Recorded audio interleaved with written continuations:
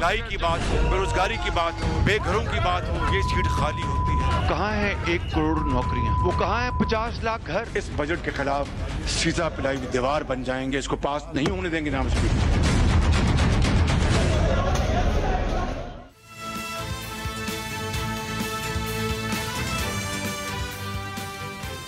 अस्सलाम वालेकुम and good evening. मैं हूं मेहर बुखारी। 3 दिन की हंगामा राई, गालम गलोच और मार कुटाई के बाद बिलाखिर आज अपोजिशन लीडर अपनी तकरीर मुकम्मल करने में कामयाब हो गए। स्पीकर असद कैसर की कोशिशों के बाद नेशनल असेंबली का इजलास मुकर्रर वक्त से 2.5 घंटे ताखीर से शुरू हुआ। स्पीकर की अपोजिशन से मुफाहमती कोशिशों के नतीजे में स्पीकर को बाइख्तियार बनाने के लिए कमेटी की तश्कील पर भी इत्तफाक कर लिया गया। अपोजिशन का मुतालबा था कि अगर 7 मेंबरान असेंबली पर पाबंदी है तो फिर 4 वफाकी वुज़रा के खिलाफ स्पीकर ने कार्रवाई क्यों नहीं की। स्पीकर ने अपोजिशन के इस मुतालबे पर 4 वफाकी वुज़रा के खिलाफ कार्रवाई की बजाय जिन 7 अरकान असेंबली के ऐवान में दाखिले पर पाबंदी आयद की थी उन्हें पार्लियामान में दाखिले की इजाजत दे दी।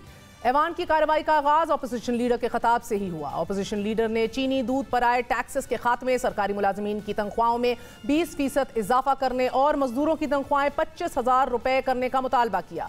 शहबाज शरीफ ने हुकूमत पर शदीद तनकीद करते हुए कहा कि बेरोजगारी की शरह बुलंद तरीन सतह पर है। नए पाकिस्तान से तो पुराना पाकिस्तान ही बेहतर था। शहबाज शरीफ ने वजीर आजम को आड़े हाथों लेते हुए कहा कि वजीर आजम में हौसला नहीं कि जमहूरियत को बर्दाश्त कर सकें। वजीर आजम ऐवान में मौजूद ही नहीं। मुल्क में 3 सालों में जो कुछ हुआ है वो सबके सामने है। हौसला चाहिए, उसके लिए ईमानदारी की बात है, दिल गुर्दा चाहिए, सब्र और तहम्मुल चाहिए, बर्दाश्त चाहिए। ये डेमोक्रेसी है, दिस इज नॉट डिक्टेटरशिप। ये फैशिज्म नहीं है कि आप डंडे से हर चीज चला लें। थर कोल के लिए सिंध हुकूमत ने जिस तरह कोशिश की और पूरी एफर्ट्स की फेडरल गवर्नमेंट के साथ मिलकर, ये होता है जनाब speaker partnership. This is what we call federalism. सरकारी अफसरान की बार बार तब्दीलियों से क्या मुल्क खाक चलेगा? ये सवाल भी शहबाज शरीफ ने उठाया और इमरान खान के मेरिट के स्टैंडर्ड्स को चैलेंज किया। अब बताइए कि अगर एवरेज हर तीसरे चौथे महीने आप एसी को बदलेंगे, आप एक एसएचओ को बदलेंगे, आप हर छठे महीने में एक सेक्रेटरी को और चीफ सेक्रेटरी को और आईजी को बदलेंगे, तो काम खाक हो रहा है। लंगर खाने और पनाहगाहें गरीब परवर मंसूबे जरूर हैं, लेकिन मुल्क लंगर खानों से नहीं चलते। सबको साथ लेकर कौम का बाप बनकर फैसले लेना पड़ते हैं। एक सूबा सिंध तरक्याती फंड्स पर 2 साल से चीख रहा है। वफाक 2-2.5 साल से सिंध से फड्डा डाले हुए है। क्या इस रवैये से मुल्क आगे बढ़ सकता है? यही सवाल रखते हैं वफाकी वजीर इत्तलात फवाद चौधरी साहब की जानिब। चौधरी साहब अस्सलाम वालेकुम, बहुत बहुत शुक्रिया साथ देने का। सर, अपोजिशन लीडर ने आज एक तवील तकरीर की कि जिसमें उन्होंने साबित करने की कोशिश की कि आपकी हुकूमत हर किसी को जेरे नगी करना चाहती है। अपोजिशन को आप बर्दाश्त नहीं कर सकते। इलेक्शन कमीशन से आपका फड्डा चल रहा है। शौकत सिद्दीकी और जस्टिस ईसा आपको पसंद नहीं। IMF से आपकी डील नहीं हो पा रही। पाने पर 2 सूबे एक दूसरे से उलझ रहे हैं। शहबाज शरीफ ये भी कहते हैं कि जो हौसला फेडरलिज्म के लिए दिल गुर्दा और सब्र और तहम्मुल चाहिए वो बहरहा इमरान खान साहब के पास नहीं। आज शहबाज शरीफ साहब को बाहर जाने दें, मरियम नवाज को बाहर जाने दें, तो उन्हें पूरा मुल्क भी खुशहाल नजर आना शुरू हो जाएगा। कीमतें भी अचानक नीचे नजर आना शुरू हो जाएंगी और वो तमाम खूबियां जो एक सरकार में, आइडियल सरकार में होती हैं, वो नवाज शरीफ साहब को इमरान खान में नजर आना शुरू हो जाएंगी। मसला सिर्फ इस बात पे अड़ा हुआ है कि इमरान खान अकाउंटेबिलिटी के ऊपर जो है वो सौदेबाजी नहीं कर रहे, और जिसकी वजह से इधर उधर की तनकीद और बातें, और इतनी लंबी तकरीर भी उन्होंने इसीलिए की कि उनके पास सब्सटेंस नहीं था। मसला अभी जितनी भी बातें आपने उनकी तकरीर बड़े गौर से सुनी है और आपने उनके पॉइंटर्स भी नोट किए होंगे, एक भी पॉइंट ऐसा नहीं है सब्सटेंटिव जिसके ऊपर कोई आप अपनी कहानी जो है वो बना सकें। शहबाज शरीफ साहब की जो तमाम तर तकरीर थी वो सियासी रेटरिक के ऊपर, एक सियासी नुक्ताचीनियों के ऊपर मबनी थी। बजट के हवाले से उन्होंने कोई ऐसी बात नहीं की, क्योंकि देखिए ना, अगर कोई मॉडर्न अपोजिशन होती तो वो तो अपना अल्टरनेट बजट लेके आते, वो कहते ये तरीका सही नहीं है, ये इसको इस तरह से चेंज करना चाहिए। लेकिन आपने देखा खाली बयान थे, कुछ भी नहीं था, और इतनी तवील तकरीर जिसका कोई सब्सटेंस नहीं था। चौधरी साहब, उस बजट के ऊपर भी आते हैं, तजावीज़ उन्होंने ज़रूर सामने रखी हैं, ठोस रखी हैं सर, मगर द प्रॉब्लम हेयर इज़ कि शायद आपकी हुकूमत के अंदर पार्लियामानी डिबेट की वक़्त, उसकी एसेंस जो है, इसका आप लोगों को सही अंदाज़ा नहीं है। आप चाहते ही नहीं है, जिसको आप रेटरिक कह रहे हैं, आप तो सुनना ही नहीं चाहते थे, और आज भी ट्रेजरी बेंचेस खाली नजर आए। इसकी एसेंस में जो डिबेट है, तजावीज़ जो सुननी है, हैव वी लॉस्ट दैट? जहां तक इस बात का ताल्लुक है कि कोई चीज़ जो है वो सही नहीं चल रही है, मेरा ये ख्याल है इस बजट के बाद ये बात तो बिल्कुल ही दम तोड़ गई है। 2-3 जो नैरेटिव अपोजिशन ने बनाए थे कि जी ये ना तजर्बाकार है, इनको हुकूमत नहीं करना आती, ये जो गवर्नमेंट है ये बड़ी लाउड है और ये हर एक को जो है बातें सुनाते हैं। इस बजट के आने के बाद और जो मईशत को जिस तरीके से सहारा मिला इन सालों में, उसके बाद मेरा ये ख्याल है कि ये बहस तो पीछे रह गई है और अब ये बात तय हो गई है कि इस वक्त पाकिस्तान में अगर कोई आदमी पाकिस्तान को उठा सकता है, पाकिस्तान को बना सकता है, तो वो इमरान खान है और उनकी टीम जो है वो भी एक इंतहाई कॉम्पिटेंट और ऐसे लोगों पे मुश्तमिल है जो मगर चौधरी साहब, आपकी हुकूमत का दावा है कि बजट में तो आपने कोई टैक्स ही नहीं लगाया, टैक्स फ्री बजट है, जबकि अगले ही लम्हे शौकत तरीन साहब से मालूम होता है कि हुकूमत 20 से 25 रुपए पेट्रोलियम लेवी की मद में इजाफी चार्ज करना पड़ेगा। 600 अरब का पीडीएल आप लोगों ने रख लिया है, रेवेन्यूज कैसे बनाएंगे? कैसा दोगलापन है ये? आप 20 से 25 लेवी लगाने का कहीं पे नहीं कहा गया। ये कहा गया है कि इसका इम्कान है अगर पेट्रोलियम प्राइसेस नीचे होंगी तो फिर हम इसको टैक्स की मद में इस्तेमाल कर सकते हैं, लेकिन फिलहाल कोई टैक्स नहीं लगाया गया। और आपको तो पता ही है कि इस वक्त इस रीजन में सबसे कम पेट्रोल प्राइस, डीजल प्राइस जो है वो पाकिस्तान में है।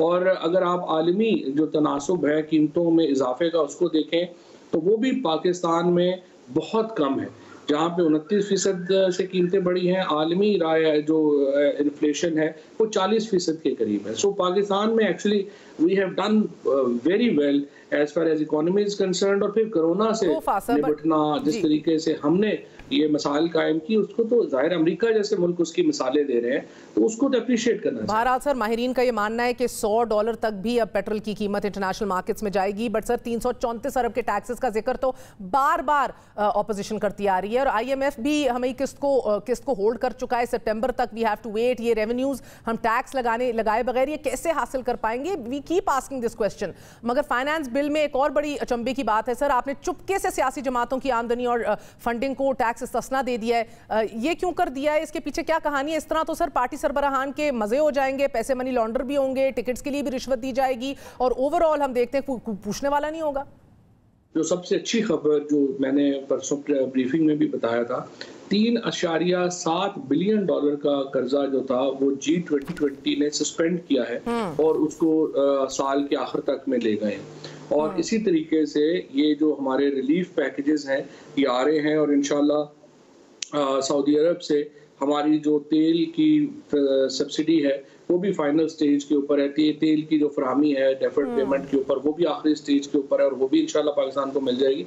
सो कोई ऐसी सूरत हाल नहीं है हमारे यहाँ। एक्चुअली हमें थोड़ा खुश भी होना चाहिए। मुझे लगता है कि न्यूज़ प्रोग्राम्स में हमने ये थोड़ा एक वतीरा बना लिया है कि लोगों को अगर अच्छी खबर देंगे तो पता नहीं रेटिंग गिर जाएंगी। कोई ऐसी बात नहीं है। मुझे लगता है लोग अच्छी खबरें भी सुनना चाहते हैं और अगर आप अच्छी खबरें चुनेंगी तो वो भी आपका प्रोग्राम हिट हो सकता है। तो हर वक्त बुरी खबरें देने का अगर हम वसीला बनाएंगे तो वो भी आप जी हम रोक तो नहीं सकते।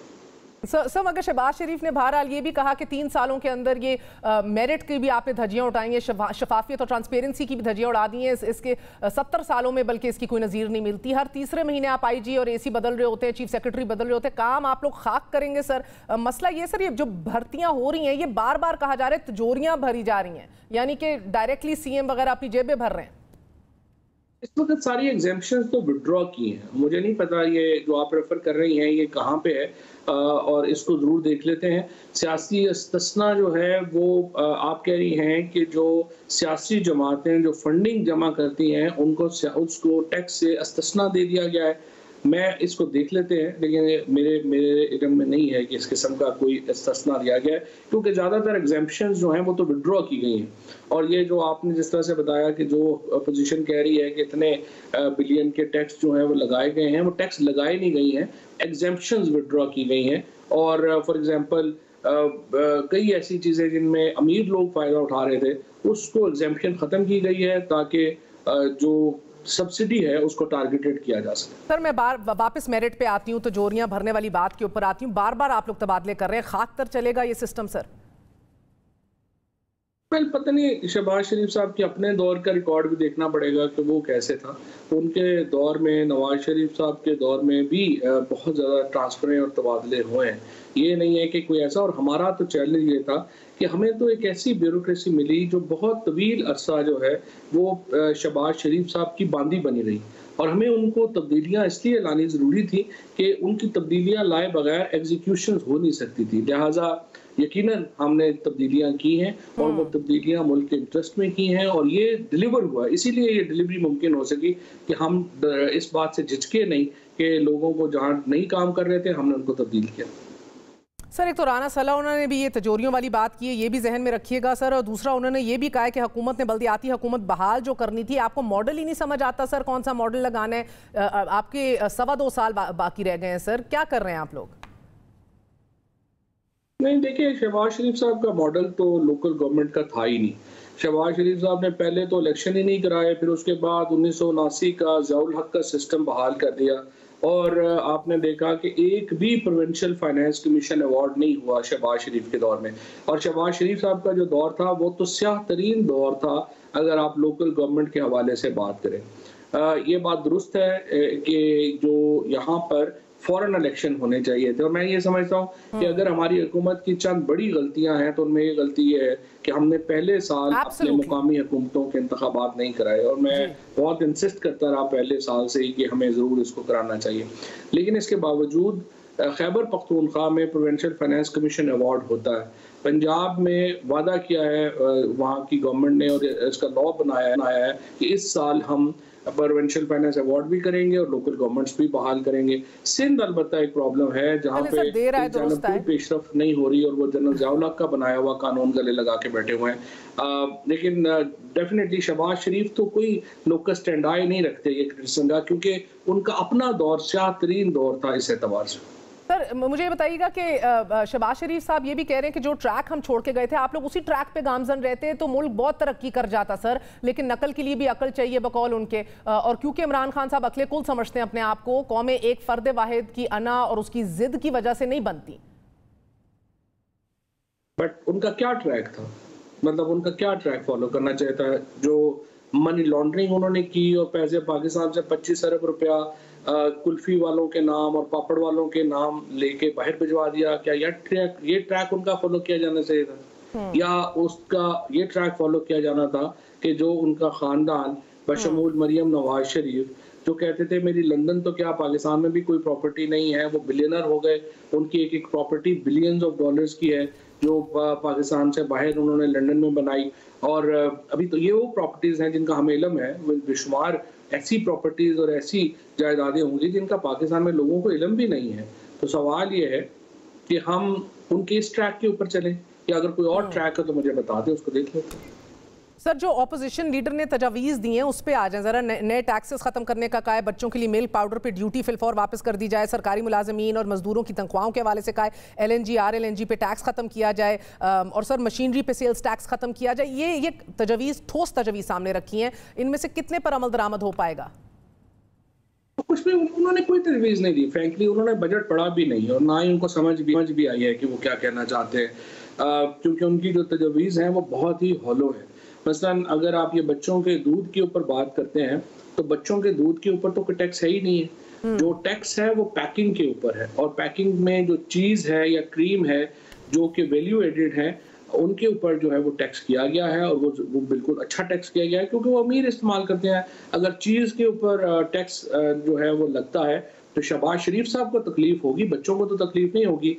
बिलावल साहब जो है वो बच्चों की तरह आज इसके ऊपर चाहिए, क्योंकि उनको प्रॉब्लम, वैसे तो इतनी महंगाई उनको कुछ नहीं कहनी चाहिए, लेकिन फिर भी शायद उनको प्रॉब्लम हुआ हो। सो चीज़ और क्रीम वगैरह ये जो वैल्यू एडेड चीज़ें हैं जो ज़्यादा अमीर खाते हैं उनके ऊपर टैक्स लगा है। बच्चों के दूध का टैक्स तो है ही नहीं, वो तो टैक्स फ्री है। तो इससे आप अंदाज़ा लगा सकते हैं कि उन्होंने बजट नहीं पढ़ा। सेकेंड जो बात है जिसमें उन्होंने कहा कि ये RLNG के ऊपर बाकियों के ऊपर टैक्स हटा दिया जाए, इस वक्त टैक्स जो उनकी हुकूमत है उसके दौर से निस्फ से भी कम है। सो आप अंदाज़ा लगा सकते हैं कि जो काम वो खुद उन्होंने इतना ज़्यादा यहाँ से पैसा बनाया, ये हुकूमत एक्चुअली वहाँ से पैसा नहीं बना रही है, उन्हें इस पर शुक्रिया अदा करना चाहिए। चौधरी साहब, एक और अहम तरीन बात, आपको तो नहीं लग रहा कि संजीदगी से उनकी तजवीज़ ले रहे हैं सर, मगर एक बड़ी संगीन बात सामने ये रज़ा रब्बानी साहब ये कहते हैं कि सोचे समझे मंसूबे के तहत लोगों को पार्लियामान से मुतनफ़िर किया जा रहा है ताकि एक वक्त ऐसा आ जाए कि कोई आएगा और कहेगा मेरे अजीज़ हम वतनों। ये कौन कोशिशें कर रहा है रज़ा रब्बानी साहब, कौन सी किस सिचुएशन की बात कर रहे हैं? कोई भी नहीं, रज़ा एक पैरानोया में है और अनफॉर्चुनेटली कुछ लोग जो हैं वो आगे बढ़ने से इनकार कर देते हैं, वो अपनी पैरानोया में फंसे रहते हैं। और मुझे लगता है कि एक तबका है हमारे यहाँ जो साइकोलॉजिकल मरीज़ बन गया है। उनको हर वक्त लगता है कि पता नहीं फ़ौज क्या कर रही है, हर काम के पीछे फ़ौज है, वो ये कर देंगे, फलाना जर्नैल ये कर रहा है। ये पैरानोया का शिकार है। और इनको एक्चुअली ये जो ज़्यादातर लोग हैं जो इस तरह की बातें करते हैं, उनको मैं समझता हूँ कि एक साइकोलॉजिकल ट्रीटमेंट की ज़रूरत है, नफ्सियाती मर्ज़ की इलाज की ज़रूरत है। और इस तरह के वाक़यात जिसको वो ये कह रहे हैं, अपने पीपल्स पार्टी के दौर में 2012 में नून लीग और पीपल्स पार्टी के दरमियान वाक़यात हुए, उनको उठा के दिखाइए।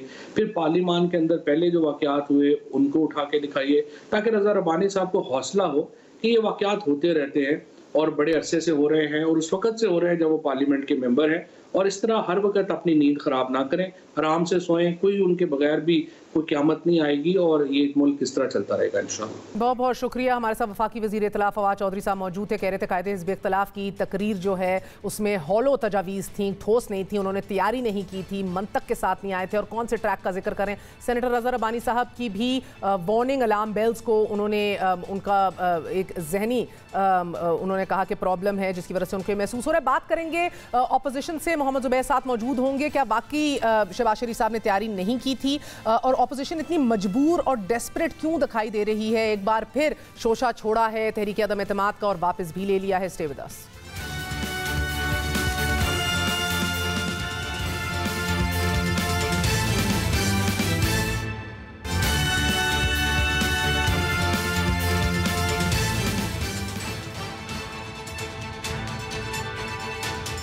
Welcome once again. बात करते हैं तर्जुमान मरीम नवाज शरीफ साहब, नवाज शरीफ साहब, मोहम्मद ज़ुबैर साहब से। ज़ुबैर साहब बहुत बहुत शुक्रिया साथ देने का। सर, बजट पास करना तो हुकूमत की मजबूरी है, हुकूमत को लेजिटिमेसी चाहिए, ब्लैकमेल आप क्यों हो रहे हैं? क्या मजबूरी है आपकी? फवाद चौधरी तो इस हद तक कह रहे हैं कि तैयारी भी नहीं थी शहबाज शरीफ साहब की, आप लोगों ने अंदर खाने जाके सब कुछ पुरअमन तरीके से रिजॉल्व भी किया। पहले तो फवाद चौधरी साहब ने जो कहा है कि जी वो हम क्यों बग़ैर पढ़े लिखे शहबाज शरीफ साहब ने तकरीर कर दी, इतनी ज़्यादा प्रिपरेशन की है महर, मेरा नहीं ख्याल है कभी ऑपोजिशन लीडर ने इतनी ज़्यादा मेहनत की होगी। एक एक पॉइंट हमने देखा, पूरी इकनॉमिक कोऑर्डिनेशन कमेटी हमारी बैठी और हमने बजट के फ़ौरन बाद बैठ के डिस्कशन की। उसके दूसरे दिन पिछले सैटरडे को सुबह से लेकर रात तक और फिर संडे को एक एक पॉइंट, बिकॉज बहुत सी ऐसी थी जो कि फाइनेंस मिनिस्टर अपने दूसरे दिन प्रेस कॉन्फ्रेंस में मुकर गए थे जो बजट में उन्होंने प्रेजेंटेशन की थी। बहुत से गैप्स थे जो हमने आइडेंटिफाई किए थे कि जी इन्होंने खुद ब खुद 383 बिलियन रुपीज़ के नए टैक्सेस इम्पोज करने की बात कर दी है और हमने आइडेंटिफाई किया कि कहाँ कहाँ टैक्सेस। अब अगर आप बिल्कुल ही गलत बयानी से काम लेंगे कि कोई नया टैक्स नहीं है, तो हमारा क्वेश्चन ये था कि अगर कोई नया टैक्स नहीं है तो आपने 3 साल में जिस हुकूमत ने 800 बिलियन टैक्स में इजाफा किया है वो एक साल में 1200 बिलियन कैसे करेगी? बड़ा सिंपल सा सवाल है। वही FBR है, वही प्राइम मिनिस्टर है, वही मोर और लेस काबीना है, इधर से उधर हो गए, तो उससे क्या फ़र्क? एक फाइनेंस मिनिस्टर चेंज होने से 5 FBR के चेयरमैन आ चुके हैं। So it is a non starter as far as the budget is concerned. और हमने वो शहबाज शरीफ साहब ने वो आइडेंटिफाई किए कि कहाँ कहाँ वो गैप्स हैं और क्या मुश्किलात होंगी और बाद में जाके पाकिस्तान को कितने मुश्किल में डाला जाएगा। और महर मैं आपको यहाँ ये भी बता दूँ कि इस बजट में जो पूरा इन्हिसार किया गया है और इसके बाद जो इंटरव्यूज़ दिए हैं शौकत तरीन साहब ने, उनका इन्हिसार 2 बड़ी अजीब सी चीज़ों पर है। एक तो वो कहते हैं कि जी IMF का प्रोग्राम इस वक्त बाय द वे IMF का प्रोग्राम तातुल का शिकार है और जब तक पाकिस्तान अफगानिस्तान के हवाले से अमेरिका की वो इमदाद नहीं करेगा, और जिसका जिक्र फाइनेंशियल टाइम्स के इंटरव्यू में शौकत तरीन साहब ने किया। सो आप डिपेंड कर रहे हैं बजट में बजटरी सपोर्ट के लिए IMF की किस्तें जो इस वक्त सस्पेंडेड है। दूसरा वो कहते हैं कि ऑयल जो है हम पेट्रोलियम लेवी में 610 बिलियन कलेक्ट इसलिए करेंगे क्योंकि अगर आपको 30 रुपए करते 5 रुपए से या 4 रुपए से पेट्रोलियम लेवी जो आज है, तो वो कलेक्ट इसलिए कर सकेंगे, इसलिए पेट्रोल की कीमतें, क्योंकि यूएस सैंक्शंस ईरान पर शायद ख़त्म हो जाए और उसकी वजह से ऑयल प्रोडक्शन बढ़ जाए और इंटरनेशनल ऑयल प्राइसेस कम हो जाए। अगर आप बजट का इन्हिसार ऐसी फजूल चीज़ों पर, अजम्पशंस पर और मारूजात पर कर रहे हैं, तो फिर आप खुद सोचें कि आज से 3-4 महीने के बाद हम कहाँ खड़े होंगे। ना आपका टैक्स रेवेन्यू आएगा वो जो आपने 5.8 ट्रिलियन का है, ना आप कंटेन कर सकेंगे अखराजात, और इस वजह से फिर आपका फिस्कल डेफिसिट भी बढ़ेगा जैसे पिछले 3 साल रहा है। और पाकिस्तान के रिकॉर्ड 3 साल में 8% से ज़्यादा कभी पाकिस्तान में नहीं हुआ था। 4000 तो इसमें स्टेट किया गया बजट में डेफिसिट। मतलब आप खुद सोचें ये हुकूमत है क्या है कि जिससे इतनी छोटी सी चीज़, अब फिर पूछते हैं कि कर्जे कैसे क्यों बढ़ गए। सही है जुबैर साहब, मगर आईएमएफ ने भी तो हमारा 6th रिव्यू पोस्टपोन कर दिया, you saying and you right sir. मगर हुकूमत को अब डेमोन्स्ट्रेट करना होगा कि वो अपनी कारकर्दगी कैसी करते हैं। बजटरी प्रोजेक्शंस अगले 3 माह में दिखानी होंगी, लेकिन world bank, Asian development bank, IMF, इन फंड्स के बगैर तो सर ये मसला पड़ रहा है, ये बजट खटाई में डलता हुआ दिखाई दे रहा है। इन्फ्लेशनरी प्रेशर्स भी आएंगे, बजट डेफिसिट भी फिर बढ़ सकता है। I mean this is serious problem. मैं देखें 3 चीज़ें होती हैं, 2 चीज़ें होती हैं एसेंशली बजट में। एक रेवेन्यू टारगेट होता है, हाँ। एक अखराजात का टारगेट होता है, and the resultant fiscal deficit. अगर आप पिछले 3 साल के बजट जो 2018, 2019, 2020 में तीनों साल जो आया, अगर आप उसको देखेंगे तो हर दफ़ा क्या हुआ है, ये 5.8 के करीब हमने 5.6 ट्रिलियन भी एक साल में देखा था टारगेट। हुआ क्या, वो 3.9 पर लैंड किया। अब 3.9 पर जब गया था, और इसी साल इस दफ़ा भी क्या होगा, 5.8 जब नहीं होगा और तकरीबन 5 ट्रिलियन होगा या 5.2, तो फिर कहाँ कट करें। और अखराजात में 200 से 300 बिलियन ज़्यादा होंगे। फिर क्या करेंगे, जो पीएचडीपी है जो एसेंशियल है पाकिस्तान के लिए, जो ग्रोथ के लिए एसेंशियल है, जो जॉब क्रिएशन के लिए एसेंशियल है, उसको फिर कट करेंगे। और फिर कर्जे ज़्यादा लेंगे, उससे और इन्फ्लेशन बढ़ेगी। और सबसे बड़ा जो इस बजट में प्रॉब्लम है ना, सबसे बड़ा जो मैंने आपको एग्जाम्पल दी थी कि जी हम इसलिए पेट्रोलियम लेवी इम्पोज कर सकेंगे क्योंकि ईरान पर सैंक्शंस खत्म हो जाएंगी। और अगर नहीं होती, क्या शौकत तरीन is part of the state department और यूएस व्हाइट हाउस नेगोशिएशंस। मतलब हैरान कुन बात है कि फाइनेंस मिनिस्टर बैठ के वो पेशन गोइयां कर रहा है जो कि फॉरेन मिनिस्टर भी करने के लिए तैयार नहीं है। तो फिर क्या होगा, फिर ये होगा कि शॉर्टफॉल होगा, शॉर्टफॉल होगा तो कर्जे लिए जाएंगे, कर्जे लिए जाएंगे तो और इन्फ्लेशनरी होगा। दूध से लेके, दही से लेके हर ऐसी प्रोडक्ट जो है जो आम पाकिस्तानी इस्तेमाल करता है वो महंगा होगा। और एक और चीज़ मैं बता दूं महर इधर, और शौकत तरीन साहब ने अगेन स्टेटेड पोजीशन है, लास्ट फ्राइडे मैं उनके साथ शो में भी था कि जी इनडायरेक्ट टैक्सेस। अब आपने सुना होगा, हमें तो लेक्चर मिल के हमें कान पक जाते थे कि जी इनडायरेक्ट टैक्स जो होते हैं वो बड़े ख़राब होते हैं, वो गरीबों को अफेक्ट करते हैं, मिडिल क्लास को अफेक्ट करते हैं, लोअर मिडिल क्लास को अफेक्ट करते हैं।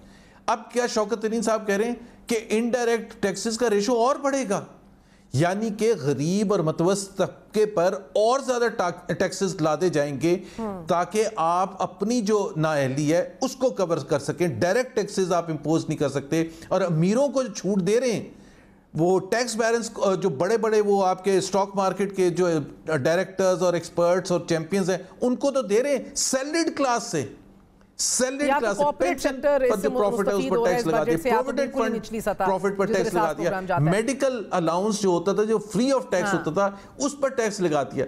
मतलब आप खुद बताएं कि आप एक आम पाकिस्तानी पर टैक्स इंपोज कर रही हैं। दूध और दही और घी और चीनी और हर चीज़ पर, चीनी बाय द वे महंगी हो जाएगी, आटा महंगा हो जाएगा।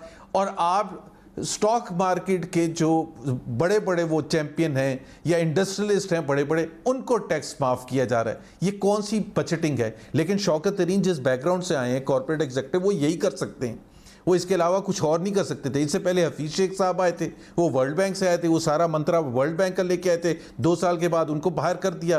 तो एक हुकूमत महर जिसमें चौथा बजट पे है और चारों के चारों बजट डिफरेंट लोगों ने पेश किए। Is there something wrong? Clearly there is something wrong with this government. ठीक है सर, मगर कॉन्फिडेंस की वजह इनकी रिन्यूड टॉक्स जो हैं अब सऊदी अरेबिया से नई ऑयल फैसिलिटी की, उसकी हमें डिटेल्स नहीं पता, बट बहरहाल इसके ऊपर बड़ा कॉन्फिडेंस है। सर हमारा लेवरेज जो है अमेरिका के साथ, वो अफगानिस्तान के इनखला में अमेरिका को हमारी शदीद ज़रूरत है। It's a huge leverage, you can't under estimated. IMF concessions तो बहरहाल इसी खाते में भी मिल जाएंगी सर। देखें ना महर, एक बड़ा डेंजरस है यहाँ गेम, बहुत ही डेंजरस गेम है। जब ये कहते हैं कि IMF हमें हेल्प करेगा या अमेरिका हमें हेल्प करेगा अगर हम अमेरिका को हेल्प करेंगे post withdrawal of American forces from Afghanistan, उसमें 3 चीज़ें हैं। एक तो आपका है बेसिस देने के हवाले से, दूसरा है काउंटर इंसर्जेंसी के हवाले से, तीसरा है इंटेलिजेंस गैदरिंग के हवाले से। तीनों में से कोई चीज़ भी पाकिस्तान की हुकूमत या पाकिस्तान की जो आर्म फोर्सेस है अगर अमेरिकन को प्रोवाइड करती है तो वैसे ही आप अफगानिस्तान में फंस जाएंगे जैसे पिछले 40 साल में फंसे हुए हैं, and you will get the flag from the Afghans. अब फिर हम बैठ के यहाँ रो रहे होंगे बैठ के कि जी वो देखें जी हमें अफगान्स क्यों, हमारे खिलाफ तालिबान क्यों यहाँ आके हमले करते हैं। तो आप जाहिर है अगर अमेरिकन के साथ बैठ के वो सब काम करेंगे जो which is against the interest of Afghans in general and Taliban in particular, तो फिर तो आपको फ्लैग ही मिलेगा ना, फिर तो आपके धुनाई होगी और फिर आप बैठ के रोएंगे। So this is not a way to resolve your financial crisis कि हम सब कुछ बेचने के लिए तैयार हैं, हम सब कुछ करने के लिए तैयार हैं जब तक हमारा कोई फ़ायदा है। मेरा ख्याल है फवाद चौधरी का आपने रेफरेंस दिया, I am 100% sure Fawad Chaudhry ने बजट पढ़ा ही नहीं है। और मैं आपको एक और एग्जांपल दे दूं, फवाद चौधरी का तो ताल्लुक ही नहीं है इकोनॉमी से। रज़ाक दाऊद साहब, उनका इंटरव्यू हम टीवी पर, आप ही की एक को होस्ट हैं डॉक्टर मारिया, उनका इंटरव्यू अगर आप देख लें तो आप हंस हंस के गिर जाएंगी या आप रो रो के तबाह हो जाएंगी कि वो कहती हैं उनको पता ही नहीं था टैक्सेस किस चीज़ पर इम्पोज किए गए। बजट के बाद उसके दूसरे तीसरे दिन फरमा रहे हैं कि अच्छा ये तो फिर चेक करना पड़ेगा। मतलब ये हालत इस हुकूमत की, तो फवाद चौधरी को क्या बजट का पता होगा जब रज़ाक दाऊद को नहीं पता। आप बजट उस बेसिस पर नहीं बनाते कि सऊदी ऑयल फैसिलिटी हो जाएगी, अगर ना हुई तो फिर क्या करेंगे, and what are we giving in return to the Saudis, that's also a big question. कि वही सऊदीज जो आज से चंद महीने पहले हमारे से पैसे वापस मांग रहे थे और we had to run to China, कि वो पैसे उनसे चाइना से लेके सऊदी अरेबिया को वापस किए। अब सऊदीज कैसे इतने खुश हो गए कि वो फ्री ऑफ एनी नेगोशिएशंस हमें पैसे देने के लिए तैयार। सर आप लोग भी तो इतने माजरत के साथ इतने सस्ते अपने आप को बेच देते हैं ना सर। हिज़्ब इख्तिलाफ डिप्टी स्पीकर के खिलाफ भी तहरीक वापस ले लिया आपने, रजामंद हो गए आप लोग। माई प्रॉब्लम इज कि या तो फिर आप कहें जॉइंट पार्लियामानी सेशन लाओ और ये अंदर जो खुफिया डिस्कशंस और बातें हो रही हैं उसके अंदर एतमाद में लो। बार बार आप शोशे छोड़ते हैं, 2019 में भी छोड़ा, फिर छोड़ा, खुद लेजिटिमेसी दे रहे हैं आप। जो आप कह रहे हैं हुकूमत को जरूरत है अभी सर, खुद रास्ते हमवार कर रहे हैं। रास्ते हमवार नहीं कर रहे, थोड़ा सा इंटरेस्ट भी तो कायम रखना होता है, आपके लिए भी तो कोई स्टोरी चाहिए होती है। वाह सर क्या बात। Other than that on a serious basis देखें, पिछले 3 दिन में जो अखाड़ पछाड़ हुआ वो हम सबके लिए शर्मिंदगी का बायस है। I don't think so anyone can enjoy. अगर आज माहौल अच्छा था तो मेरा ख्याल है उसको आगे लेके जाने के लिए अगर ऑपोजिशन ने ये कदम उठाया है कि जी हम वोट ऑफ नो कॉन्फिडेंस वापस ले लेते हैं, तहरीक जो हमने इनिशिएट की थी डिप्टी स्पीकर के खिलाफ, तो मेरा ख्याल है इससे माहौल अच्छा ही होगा, जो it is in the interest of everyone. लेकिन अगर हुकूमत इसको रेसिप्रोकेट नहीं करेगी और फिर उसी तरह से तकरीरों का सिलसिला शुरू हो जाएगा, प्राइम मिनिस्टर से लेके वज़रा, चोर डाकू and all of that stuff. और मैं महर इधर यहाँ ज़रूर एक चीज़ बताना चाहता हूँ, देखें आप लोगों को ने महसूस नहीं किया था, ये कहते हैं ना कि 3 साल पहले वज़ीर आज़म को तकरीर नहीं करने दी गई थी, वो आपका नुक्ता हो सकता है ज़रूर वज़ीर आज़म का या वज़रा का, लेकिन आप मुझे बताएं, आपने भी टॉक शोज़ किए हैं, आपने भी तकरीरें सुनी हैं, क्या तकरीरें होती हैं, क्या टॉक शोज़ में बोलते रहे हैं हमें चोर डाकू गद्दार और दहशतगर्द व्हाट नॉट, और जबकि कोई राइट नहीं। आज भी जब असद उमर ने रिस्पॉन्स दिया शहबाज शरीफ साहब की तकरीर का, फिर वही चोर डाकू शुरू कर दिया और फिर वही पैसे बाहर लेके। हु आर यू भाई आप, और आपको तो 3 साल हो चुके हैं, सारे महकमे आपके अंडर हैं, कौन सी चीज़ आपने प्रूव कर दी है? लोगों को जेलों में डाल के बंद करके 6-6 महीने 1-1 साल 2-2 साल आपने हासिल क्या किया, और फिर आप खड़े होकर वही जुबान यूज़ करते हैं। सो हमारा भी दिल दुखता है इस वजह से। हमारे लोग जब कहते हैं कि सर आपको वो चोर डाकू कहते हैं, कोई टॉक शो जो रवैया फिरदौस आपा का है मिसाल के तौर पर, is that a behaviour of a sitting government senior minister और special assistant whatever she is, या दूसरे लोग जो बोलते हैं, इज दैट द वे?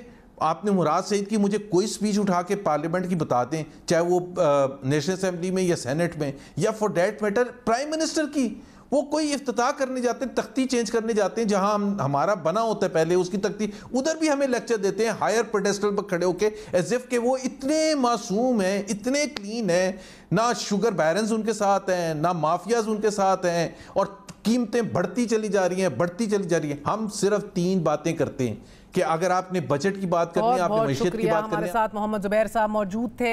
सिर्फ 3 बातें करते हैं, लेकिन बहरहाल अपनी तहरीक वापस ले गए अदम एतमाद की। ये बार बार यही काम करती है हिज़्ब इख्तिलाफ। एक छोटा सा वक्फा लेंगे, वक्फे के बाद हाजिर होते हैं, बात करेंगे सईद गनी साहब से सिंध के हवाले से। स्टे विद अस।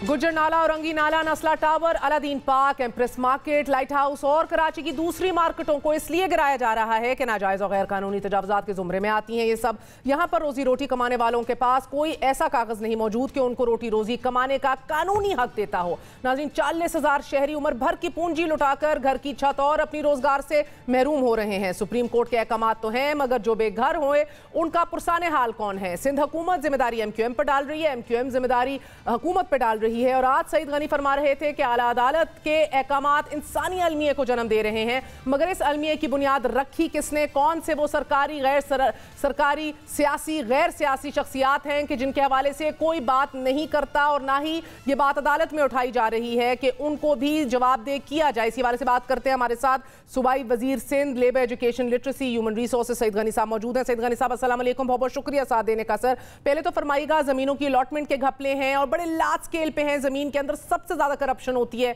कराची में। बोर्ड ऑफ रेवेन्यू को भी चार्जशीट कर दिया गया है। अनऑफिशियली एंड अनऑफिशियली जो लोग इसका बाइस बने हैं, अदालतें अब जवाब मांग रही हैं आपसे। सर, इसे जिस किस्म के रिमार्क्स सिंध हुकूमत के मुतालिक आए हैं, मैं बहुत ही एहतराम के साथ कहता हूँ, ये मुनासिब नहीं है कि किसी जुडिशरी की तरफ से रिमार्क्स इस किस्म के आएँ, इसलिए कि उसके बहुत देर पा असरात होते हैं, और जो जजमेंट लिखी जाती है उस जजमेंट में उसका बिल्कुल कोई तस्करा नहीं है। मैं ये समझता हूँ कि रिमार्क्स जजेस नॉर्मली देते रहते हैं, लेकिन इस किस्म का नहीं आने चाहिए कि हमें ये लगे कि हमारे किसी सियासी मुखालिफ की तरफ से कोई रिमार्क्स आए। वो तो ठीक है सर, मगर जिसको अदालतें सिंध का करप्ट तरीन माफिया कह रही हैं, हर हुकूमत के अंदर एम्प्लॉयज़ जो होते हैं वो फैसिलिटेट करते हैं इस गैर कानूनी कंस्ट्रक्शन को शहर के अंदर, उनके खिलाफ कौन एक्शन लेगा? फॉर इंस्टेंस, अगर मंजूर काका की बात हो, ये कनाडा में सुकून से बैठे हुए हैं, उनका किसका फ्रंटमैन था सर? आप जानते हैं कराची का मसला सिर्फ और सिर्फ अगर पीपल्स पार्टी की सूबाई हुकूमत के गले में डालना है तो हम बिल्कुल तैयार है, जो डालना चाहता है डाल दे हमारे गले में। लेकिन कराची में जिस केस की हेयरिंग हो रही है इस वक्त, अगर आप वो कॉज लिस्ट मंगाएं सुप्रीम कोर्ट की, तो उस कॉज लिस्ट में जो एक केस सबसे ज्यादा मशहूर और फेमिलर केस है, उसका नाम है Nematullah Khan versus government of Sindh या स्टेट या कुछ और इस तरह की चीजें उसमें हैं।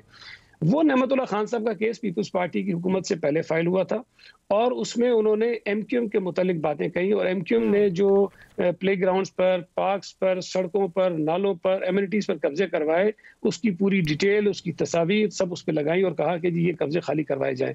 उनके दफातर बने हुए थे सरकारी बिल्डिंग्स के अंदर, उसको कहा कि खाली करवाएं। तो असल मुकदमा जो था वो तो ये था, लेकिन अब उनका कहीं जिक्र नहीं आता, बल्कि MQM उल्टा हमारे ऊपर इल्जाम लगाना शुरू कर देती है।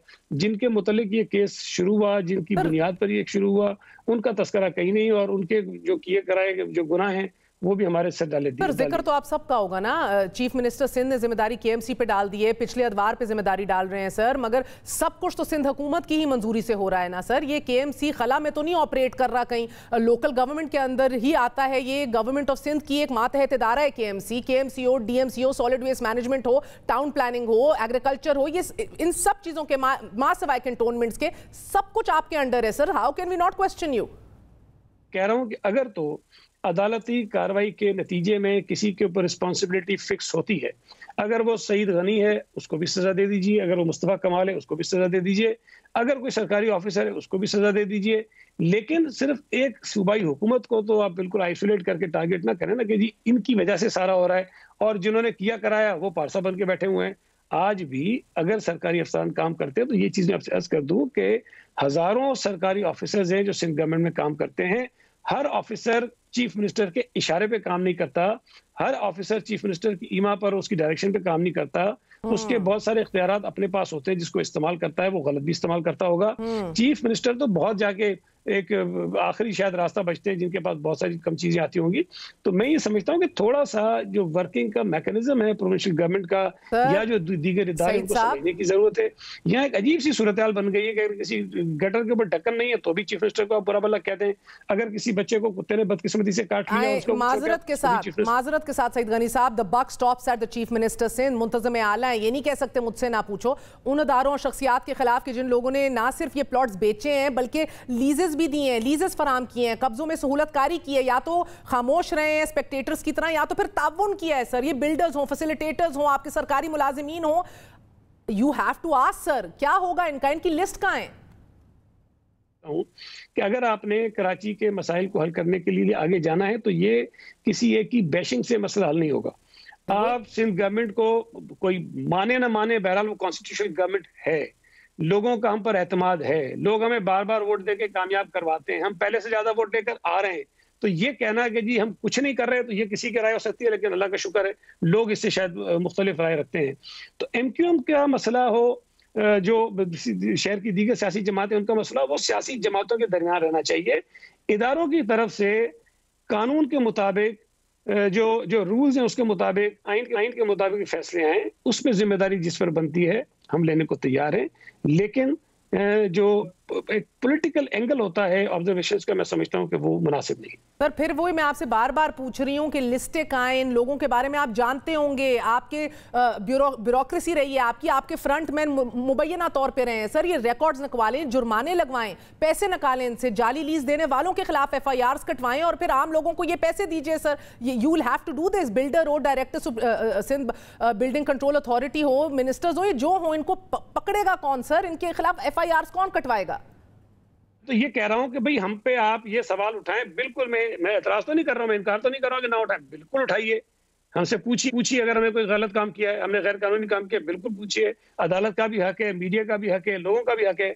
लेकिन अगर उसी मुल्क में एक वफाकी हुकूमत ने ऐसी स्कीम दी, एमएसटी तो एक दफा होती है ना कि अभी 15 दिन में अपने बता दो पैसे और उसके बाद इतने % दे के अपने आप को क्लियर करा लो।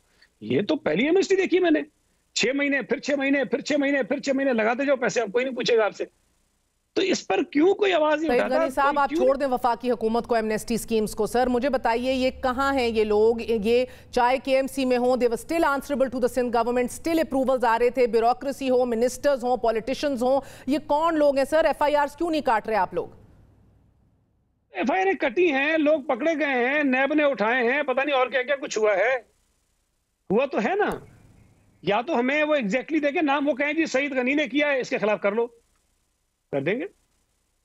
मतलब ये हवा में तो नहीं हो सकता ना कि जिसने किया कर दो। भाई जिसने किया, कहीं मर गए होंगे, कहीं रिटायर हो गए होंगे, कहीं मुझसे बाहर बैठे होंगे, हम कहां से ढूंढ के लाए सबके खिलाफ करेंगे? सईद गनी साहब आप कह रहे हैं कि वो कहें तो हम कर दें, खुद नहीं करना आप लोगों ने, कोई कहेगा तो आप ये काम करेंगे? क्या सुप्रीम कोर्ट इन फैसलों में थोड़ी आपके फिर नजदीक, आप कह रहे हैं ज्यादा मोहतात हो सकती है, बट आपने खुद नहीं कुछ करना? एक चीज 25-30 साल से बनी है और वहां पर मुख्तलिफ लोगों ने अपने पैसे इन्वेस्ट किए, अपना कारोबार शुरू किया। अब उन लोगों को एक दिन में कारोबार से फारिग कर देना, हजारों लोग जो वहां पर अपना रोजगार कमा रहे थे उनको बेरोजगार कर देना, मैं समझता हूं कि ये तरीकेकार मुनासिब नहीं था, वो गलत थे, खाली कराया जाना चाहिए था। इतना टाइम जरूर उन्हें मिलना चाहिए था, या हुकूमत को पाबंद किया जाना चाहिए था कि भाई आप इनको रिहेबिलिटेट करें। वहां से जो लोग बेचारे बेरोजगार हुए हैं, बहुत बहुत शुक्रिया हमारे साथ सईद गनी साहब, कता कलामी माफ सर, बहुत बहुत शुक्रिया। तशनगी रह गई नाजरीन, लेकिन तरीका ये भी नहीं है कि कोई हुकूमत जो है जब जानती हो ये सब कुछ कागज़ों में, अदालतों में इन सब के नाम मौजूद हैं, ये वो खुली किताब है जिसके ऊपर हम सारे मुजरिमों के नाम जानते हैं, अदालतें जानती हैं, सियासी जमातें जानती हैं, ब्यूरोक्रेसी जानती है, लेकिन कोई उनको नाम से पुकारना नहीं चाहता। आज के लिए इजाज़त दीजिए। I'll see you all on Monday. Good night. अल्लाह हाफिज़।